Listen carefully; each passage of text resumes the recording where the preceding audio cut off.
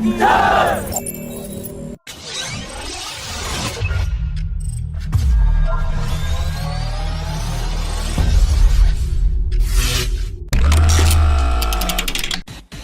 the fresh developments on the line of actual control, the Indian Air Force has intensified night flying along the border region, which will also help the Air Force to validate the geospatial data to enhance its capabilities to conduct full-spectrum operations on short notice. Apart from Apache helicopter MiG-29 UPG Mirage 2000 and Su-30 fighter jets, the newly acquired nuclear-capable Rafale fighter jets are also practicing night flying in the mountainous region with its Meteor systems and Scalp air-to-ground systems. After the sale of 15% stake in Hindustan Aeronautics, the government is looking to dilute its stake in another public sector unit, Bharat Dynamics Limited, which is another step in the government's ambitious divestment target of 2.1 trillion for this fiscal year. The company has informed the stock exchanges that the government is looking to sell at least 183 million shares at a floor price of 330 rupees per share, and it could sell another 9.1 million shares if it receives an oversubscription.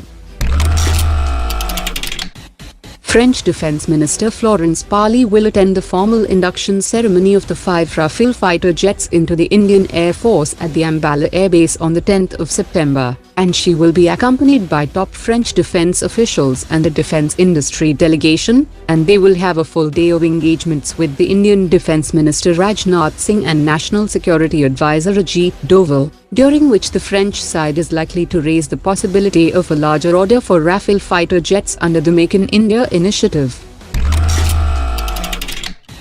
The Indian Army has issued an initial tender on the 4th of September to upgrade 811 BMP-2 infantry combat vehicles with better firepower as well as night fighting capabilities, and the Army is seeking response by mid-October.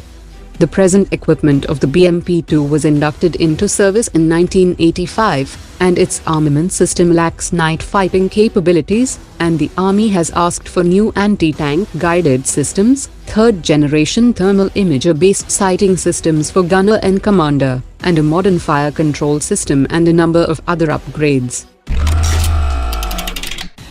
According to a foreign analyst, India's indigenous hypersonic technology demonstrator vehicle has successfully proven technologies that can be incorporated into next-generation hypersonic missile, and this is one of the ways that the Indian Navy can counterbalance the development of anti-ship ballistic systems by the Chinese Navy.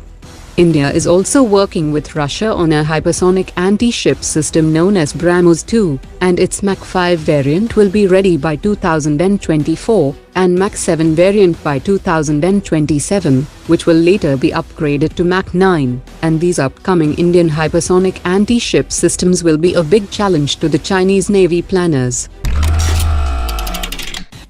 The presence of a Chinese guided missile destroyer in the Indian Ocean has now raised concern in the Indian defense establishment. The Chinese Navy has regularly sent ships on anti-piracy missions, but this time they have deployed the Type 52D class destroyer, Type 54A class frigate and a tanker ship, while there is no deployment of Chinese submarines in the region. Experts have said that the deployment of the 7,500-ton Type 52D destroyer is certainly excessive against pirate ships.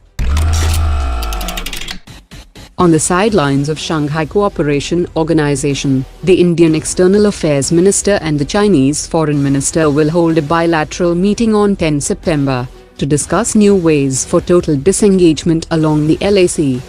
The recent meeting between the defense ministers of two countries did not yield any result, as both sides only stated their formal positions. According to China watchers, the Chinese government's plan to deflect the domestic discontent by invoking nationalism has failed completely.